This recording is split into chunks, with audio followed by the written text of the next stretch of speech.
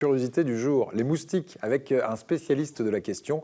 Notre expert du jour s'appelle Frédéric Simard.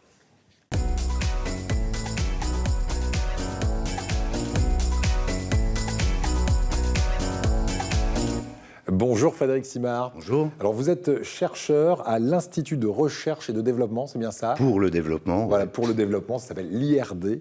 L'une de vos spécialités, ce sont les moustiques justement. Effectivement. Ça tombe bien puisque dans un instant vous allez, je le disais, nous étonner avec les dernières avancées scientifiques en matière de lutte contre les moustiques. Mais avant, je vous propose de découvrir ce reportage qui plante, avec humour, comme chaque jour, le décor. Mais tout est vrai à l'intérieur au sujet de ce parasite aussi petit que pénible. Regardez. Pas de panique, c'est pas la petite bête qui va manger la grosse. Pardon, mais est-ce que vous savez vraiment de qui vous parlez? Car le moustique est un véritable serial killer. Ne riez pas, c'est très sérieux. Chaque année, cet insecte est responsable de la mort de plusieurs centaines de milliers de personnes dans le monde. Alors que le requin, lui, tue moins d'une dizaine d'humains par an. Étonnant tout de même. Mais la femelle moustique, en vous piquant pour abreuver ses œufs de votre sang, peut transmettre la dengue, le paludisme ou encore le virus Zika. Alors elle est toujours inoffensive, la petite bête.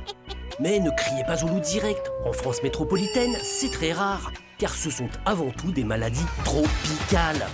En revanche, ce satané moustique vous empêche de dormir et vous donne surtout des démangeaisons. Oh, ça gratte. Car quand elle vous pique, Madame Moustique vous injecte de la salive pour que votre sang ne coagule pas dans sa trompe. Et c'est cette même salive qui vous file des boutons, parfois beaucoup de boutons, au point de vous faire passer pour une calculatrice. Et même face aux moustiques, nous ne sommes pas égaux. Ces vampires volants ne sont pas attirés par la saveur de votre sang, mais par votre odeur, votre respiration et la chaleur de votre corps. Malheureusement, n'essayez pas de fuir, ces suceurs de sang vous sentent de très loin.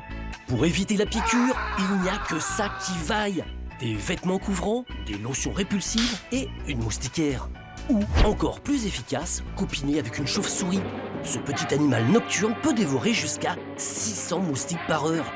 Merci Batman. Voilà, merci Batman, c'est vrai, 600, même certaines chauves-souris montent à 3000 moustiques par jour. Il paraît que c'est un chiffre impressionnant pour certaines chauves-souris.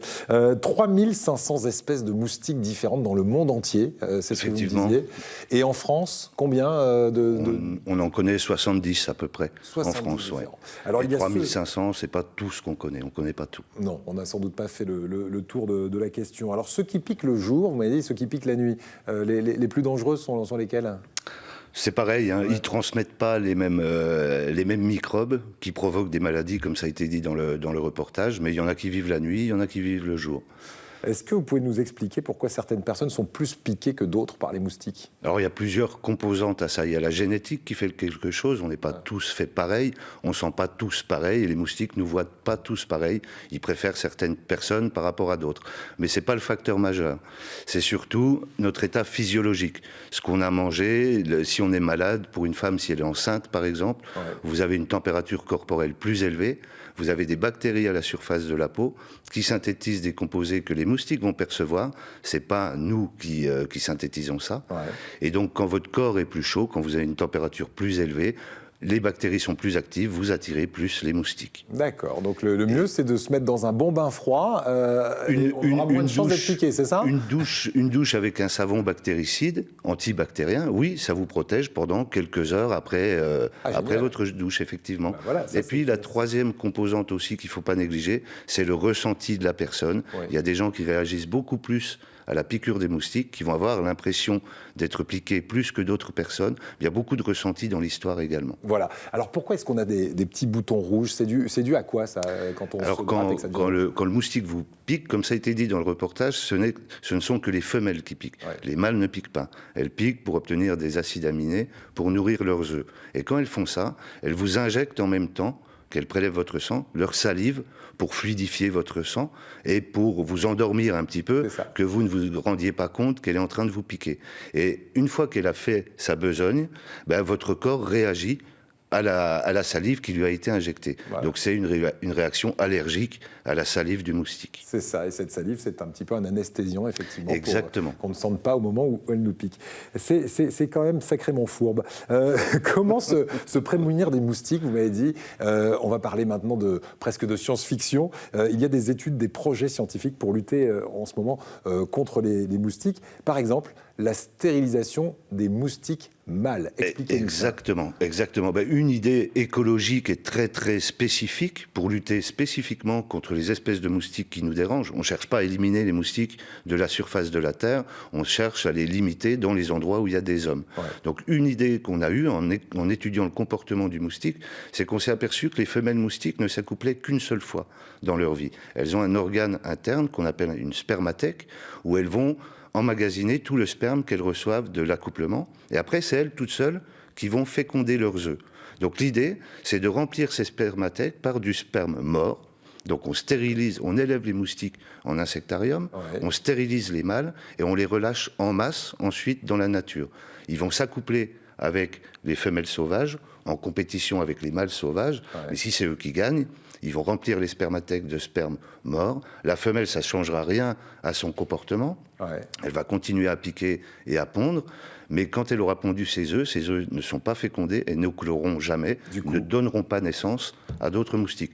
Chaque femelle pond quand même, à chaque ponte, 200 à 300 œufs. Elle peut pondre une dizaine de fois dans sa vie. Ça fait 3000 petits bébés qui peuvent venir nous ennuyer après. Alors, il y a ces moustiques qu'on va stériliser. Alors en plus, Gaël, c'est avec des rayons X, hein, vous m'avez dit que... C'est avec des rayons X, c'est comme prendre une photo, en fait, et puis ça détruit les cellules les plus sensibles de la bestiole, qui sont les spermatozoïdes. La stérilisation, donc, et puis des moustiques transgéniques. Alors, qu'est-ce que c'est, ces moustiques transgéniques? Il y a eu énormément de progrès en médecine et en biologie moléculaire dans les années qui viennent de se passer. On parle de thérapie génique chez l'homme.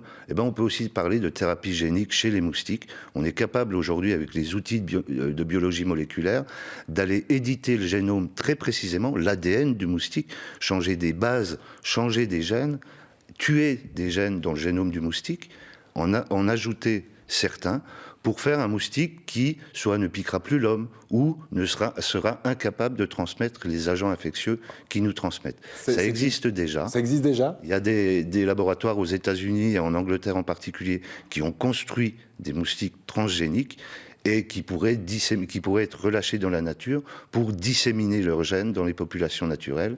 Et comme ça, c'est une stratégie qui pourrait permettre peut-être de maintenir le moustique dans la nature, mais tout en enlevant sa capacité de nuisance en transmission de maladies. C'est génial, mais ça, c'est la solution miracle, alors. C'est de la science-fiction un petit peu pour l'instant. Et puis, le transgénique, on sait aussi que ça peut... Il y a beaucoup de problèmes autour du transgénique, on n'en est pas encore à cette méthode de lutte sur le terrain. On termine avec les pièges nouvelle génération. Il y a des pièges high-tech qui existent. Alors, on connaît ces aspirateurs avec ces phéromones qui vont attirer les moustiques, etc. Il y a des choses qui sont encore plus efficaces que ça aujourd'hui ? Il y a des nouvelles choses. Alors, le piégeage de masse, c'est une solution. Arriver à reproduire l'odeur humaine pour attirer les moustiques et les piéger et les tuer. Mais on peut également se servir du moustique pour disséminer lui-même une molécule qui va tuer les autres moustiques. Donc ça, c'est des pièges, ce qu'on appelle la technique d'autodissémination. La femelle va entrer dans le piège, se charger d'une molécule toxique pour ses larves, qu'elle va aller ensuite disséminer dans les petites collections d'eau où elle pond ses larves. Ça aura l'avantage de tuer ses propres larves, mais aussi de tuer les larves des autres femelles qui auront pondu dans la même collection d'eau. Voilà. Donc il y a plein de stratégies à l'étude. Au stade de la recherche actuellement, c'est pas encore mis en place sur le terrain. Voilà, donc bon, on passera encore quelques étés avec des barbecues un peu animés, mais on est sur la bonne voie. Et encore une fois, l'idée c'est de ne pas éradiquer complètement le moustique, parce qu'il a sa place aussi dans l'écosystème. Et vous me dites, ça donne à manger à des millions et des millions d'espèces sur Terre. Ça nourrit. Vous avez parlé des chauves-souris. Encore faut-il que les chauves-souris, elles vont prédater les moustiques qui sont actifs la nuit. Pas ceux qui sont actifs le jour, bien entendu. Merci beaucoup pour ces éclaircissements, Frédéric Simard, et ces recherches que vous nous avez dévoilées sur le moustique. Merci. Vous connaissez le concept de l'éco-pâturage, ça vous